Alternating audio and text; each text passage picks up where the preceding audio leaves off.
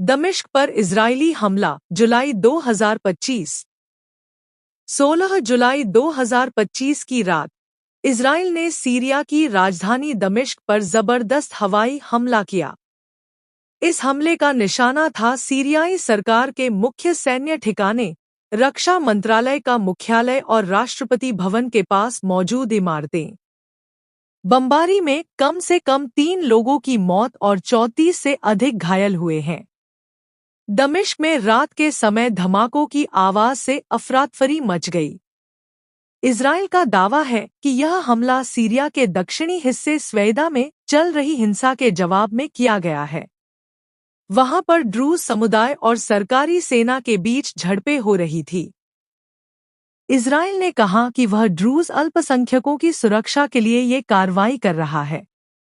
स्वेदा प्रांत में हाल के सप्ताहों में हिंसा चरम पर है।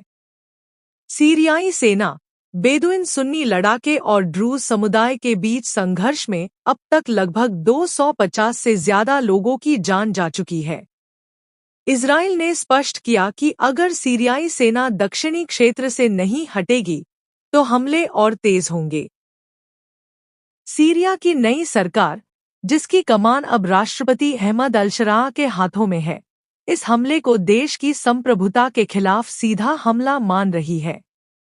उन्होंने इजरायल पर पश्चिमी ताकतों के साथ मिलकर क्षेत्र को अस्थिर करने का आरोप लगाया है। दूसरी ओर, इजरायल ने सीधी चेतावनी दी है कि वह दमिश्क और स्वेदा के आसपास किसी भी सैन्य निर्माण या घुसपैठ को बर्दाश्त नहीं करेगा।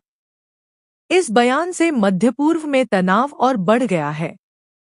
इस हमले के बाद अंतर्राष्ट्रीय प्रतिक्रिया भी तेज हुई है। संयुक्त राष्ट्र ने इजरायल से संयम बरतने की अपील की है। अमेरिका ने फिलहाल कोई कड़ी प्रतिक्रिया नहीं दी, लेकिन तुर्की, ईरान और मिस्र जैसे देशों ने इजरायल के कदम को खतरनाक बताया है। विशेषज्ञों का मानना है कि यह हमला केवल सीरिया को ही नहीं, बल्कि पूरे क्षेत्र को एक नई अस्थिरता की ओर ले जा सकता है। इजरायल और सीरिया के बीच वर्षों से चल रही अदृश्य जंग अब खुलकर सामने आती दिख रही है। पिछले 1 साल में, खासकर अक्टूबर 2023 के गाजा संघर्ष के बाद, इजरायल की सैन्य नीति और भी आक्रामक हुई है। पहले गाजा, फिर लेबनान और अब सीरिया। हर जगह पर इजरायल अपनी सीमाओं से बाहर जाकर सुरक्षा के नाम पर हमले कर रहा है।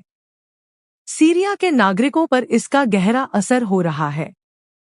पहले से ही गृहयुद्ध से जूझ रहे देश को अब और ज्यादा तबाही का सामना करना पड़ रहा है। दमिश्क जैसे बड़े शहर में बमबारी सीधी चेतावनी है कि कोई भी जगह अब सुरक्षित नहीं। आने वाले हफ्तों में ये देखा जाएगा कि क्या यह हमला सीरियाई सरकार को पीछे हटने पर मजबूर करता है या फिर एक और बड़े युद्ध की शुरुआत करता है। पूरी दुनिया की निगाहें अब दमिश्क और यरूशलेम पर टिकी हैं। जारी रहेगा।